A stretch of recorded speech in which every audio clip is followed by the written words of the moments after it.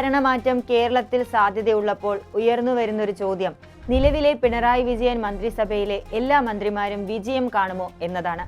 Ground സീറോയ്ക്ക് ലഭിക്കുന്ന സൂചനയനുസരിച്ച് വൈദ്യുതി മന്ത്രി കെ കൃഷ്ണൻകുട്ടി 16ാം നിയമസഭയിലേക്കുള്ള തിരഞ്ഞെടുപ്പിൽ നിന്ന് വിട്ടുനിൽക്കാനാണ് സാധ്യത. കടന്നപ്പള്ളി രാമചന്ദ്രന്റെ കാര്യമെടുത്താൽ അദ്ദേഹം മത്സരിക്കാൻ മുന്നോട്ട് വരുമോ എന്ന കാര്യം അനിശ്ചിതത്വത്തിലുമാണ്. ഇടക്കാലത്ത് വനം വകുപ്പ് മന്ത്രിയായ എ കെ ശശീന്ദ്രനും കായിക വകുപ്പ് മന്ത്രി വി അബ്ദുറഹ്മാനും മത്സര രംഗത്തു നിന്നും മാറി നിൽക്കാനുള്ള തങ്ങളുടെ സന്നദ്ധത അറിയിച്ചിരുന്നുവെങ്കിലും നിലവിലെ സാഹചര്യത്തിൽ അവരിരുവരും വീണ്ടും ജനവിധി തേടാനായി ഗോദയിൽ ഇറങ്ങുമെന്നതാണ് ഇപ്പോൾ കേൾക്കുന്നത്. സംസ്ഥാനമൊട്ടാകെ വന്യജീവി ആക്രമണത്തിന്റെ പിടിയിൽ അകപ്പെട്ടിരിക്കെ ശശീന്ദ്രനെതിരെ പൊതുവിൽ സംസ്ഥാനത്തൊട്ടാകെ കടുത്ത ജനവികാരമാണ് നിലനിൽക്കുന്നത്. സ്വന്തം നാട്ടകമായ കോഴിക്കോട് ജില്ലയിലുള്ള ഏലത്തൂരിൽ കഴിഞ്ഞ ത്രിതല പഞ്ചായത്ത് തെരഞ്ഞെടുപ്പിൽ LDFന് 5933 വോട്ടുകളുടെ ലീഡ് നേടിയെടുക്കാൻ സാധിച്ചെങ്കിലും ഇവിടെ നിന്നും വീണ്ടും അദ്ദേഹം തിരഞ്ഞെടുക്കപ്പെടാനുള്ള സാധ്യത വിരളമാണ്. ലോക ഫുട്ബോൾ ഇതിഹാസം ലയണൽ മെസ്സിയെ കേരളത്തിലെത്തിക്കുമെന്ന് ഇടയ്ക്കിടയ്ക്ക് വൻ പ്രഖ്യാപനങ്ങൾ നടത്തി പരാജയപ്പെട്ട അബ്ദുറഹ്മാനും 16ാം നിയമസഭ കാണാനുള്ള സാധ്യത വിരളമാണ്.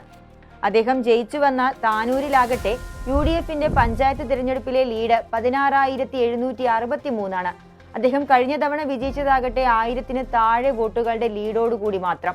2024 ലോക്സഭാ തെരഞ്ഞെടുപ്പിൽ മത്സരിച്ച് ആലപ്പുഴയിൽ നിന്നും വിജയിച്ച കെ രാധാകൃഷ്ണന് പകരമാണ് മാനന്തവാടിയിൽ നിന്നുള്ള OR കേളു പിണറായി വിജയൻ മന്ത്രിസഭയിൽ അംഗമായത്. 2 ടേം പൂർത്തിയായ കേളു മത്സര രംഗത്തുണ്ടാകുമോ എന്നുള്ള കാര്യം പലർക്കും സംശയമുണ്ടെങ്കിലും കേളുവിന്റെ 3ാം ഊഴം എത്രമാത്രം അദ്ദേഹത്തിന്റെ വ്യക്തിപ്രഭാവം വിജയിക്കാനുള്ള വോട്ടുകളായി മാറുമെന്നുള്ള കാര്യം ആശ്രയിച്ചിരിക്കും. മാനന്തവാടി മണ്ഡലത്തിലാകട്ടെ പഞ്ചായത്ത് തെരഞ്ഞെടുപ്പ് വേളയിൽ UDF നേടിയ ലീഡ് 11,548. പാർലമെന്ററി കാര്യവും എക്സൈസ് വകുപ്പും കഴിഞ്ഞ 5 കൊല്ലങ്ങളായി കൈകാര്യം ചെയ്തു പോന്ന MP രാജേഷിന്റെ കാര്യവും വ്യത്യസ്തമല്ല. പഴയ എതിരാളിയായ VT ബലരാമുമായിട്ടായിരിക്കും അദ്ദേഹം ഏപ്രിലിൽ വീണ്ടും ഏറ്റുമുട്ടുക. ഇവിടെ ഡിസംബറിൽ UDFന് 6,321 വോട്ടുകളുടെ ലീഡ് നേടാൻ സാധിച്ചു എന്നുള്ള കാര്യവും പ്രസക്തമാണ്.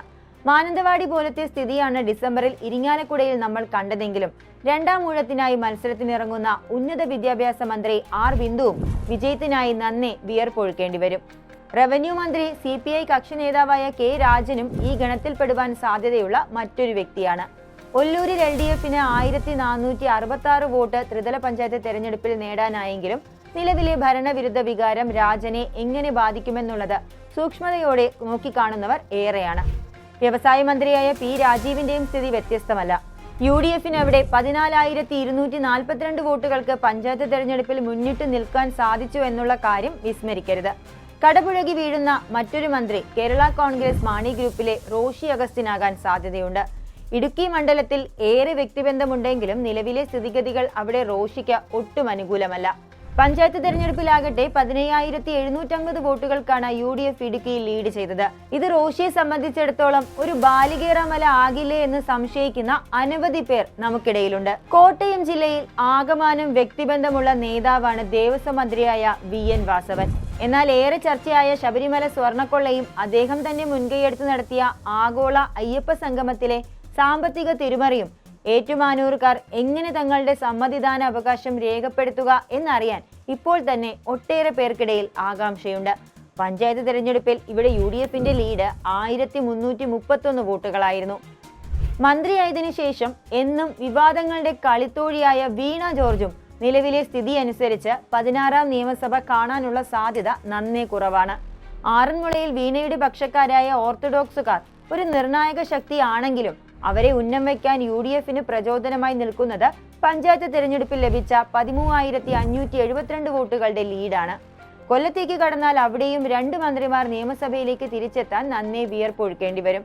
LDFന് അനുകൂലമായി വലിയൊരു തേരോട്ടം 2021 സംസ്ഥാനത്തൊട്ടാകെ പ്രകടമായപ്പോൾ പോലും ധനമന്ത്രി KN രാജഗോപാൽ കൊട്ടാരക്കരയിൽ നിന്ന് വിജയിച്ചത് 1000-ൽ പരം വോട്ടുകൾക്ക് മാത്രമായിരുന്നു. സംസ്ഥാനമൊട്ടാകെ സൂക്ഷ്മതയോടെ വീക്ഷിക്കുന്ന മത്സരമാകും അവിടെ നടക്കുക. പ്രത്യേകിച്ച് കേരള രാഷ്ട്രീയത്തിൽ തന്നെ അതികായനായ R ബാലകൃഷ്ണപിള്ളയെ 2 വട്ടം തറപറ്റിച്ചാണ് ഐഷ പോറ്റി കേരള നിയമസഭയിലെത്തിയത്. മൊത്തം 3 പ്രാവശ്യം അവർ അവിടെ നിന്നും CPM MLA ആയിരുന്നു. അടുത്തിടെ കോൺഗ്രസിൽ അംഗത്വം എടുത്ത ഐഷ പോറ്റിയായിരിക്കും കൊട്ടാരക്കരയിലെ UDF സ്ഥാനാർത്ഥി. മത്സര രംഗത്തേക്കുള്ള അവരുടെ തിരിച്ചുവരവ് കൊട്ടാരക്കരയിൽ ഒരു പൊരിഞ്ഞ പോരാട്ടത്തിനുള്ള വേദി ഒരുക്കാനുള്ള സാധ്യതയുണ്ട്. ഇവിടെ ത്രിതല പഞ്ചായത്തിൽ LDFന് കേവലം 144 വോട്ടുകളുടെ ലീഡ് മാത്രമേ നേടാൻ സാധിച്ചുള്ളൂ എന്നുള്ളതും ഏപ്രിലിൽ നടക്കുന്ന തിരഞ്ഞെടുപ്പിൽ ആര് വിജയം കൊയ്യുമെന്നുള്ള ചോദ്യം കേരള രാഷ്ട്രീയത്തിൽ തന്നെ കുഴയ്ക്കുന്ന ഒന്നാണ്. ഗതാഗത മന്ത്രി KB ഗണേഷ് കുമാറിന് വിജയ സാധ്യതയെക്കുറിച്ച് പലർക്കും അഭിപ്രായ ഭിന്നതയുണ്ട്. നിരന്തരമായി പത്തനാപുരം വിജയിച്ചിട്ടുള്ള ഗണേഷ് കുമാറിന് തിരിച്ചടിയാകുക അദ്ദേഹം മുൻ മുഖ്യമന്ത്രിയായ ഉമ്മൻചാണ്ടിയെ കുറിച്ച് അടുത്തിടെ ഉന്നയിച്ച ആരോപണങ്ങളായിരിക്കും. ഇതുകൂടാതെ ശക്തനായ ഒരു പോരാളിയായി ജ്യോതികുമാർ ചാമക്കാലയാകും ഇക്കുറി ഗണേഷ് കുമാർ നേരിടുക. പഞ്ചായത്ത് തല തെരഞ്ഞെടുപ്പിൽ ഇവിടെ 2597 വോട്ടുകളുടെ ലീഡും ഏറെ പ്രസക്തമാണ്. ഇവരെ കൂടാതെ കേരളം ചർച്ച ചെയ്യുന്ന മറ്റൊരു മന്ത്രി PA മുഹമ്മദ് റിയാസാണ്. കോഴിക്കോട് ബേപ്പൂരിൽ നിന്നും റിയാസ് കഴിഞ്ഞ തവണ 29,000-ൽ പരം വോട്ടുകൾക്കാണ് വിജയം കണ്ടതെങ്കിൽ CPM പിന്തുണയോടുകൂടി 2 വട്ടം നിലമ്പൂരിൽ നിന്ന് വിജയിച്ച PV അൻവർ പൊതുമരാമത്ത് ടൂറിസം മന്ത്രിയെ നേരിടുമ്പോൾ എന്താകും ഫലമെന്നുള്ളത് ഇപ്പോഴേ വലിയ ചർച്ചാ വിഷയമാണ്. മറ്റൊരു വിഷയവുമായി നമുക്ക് നാളെ കാണാം.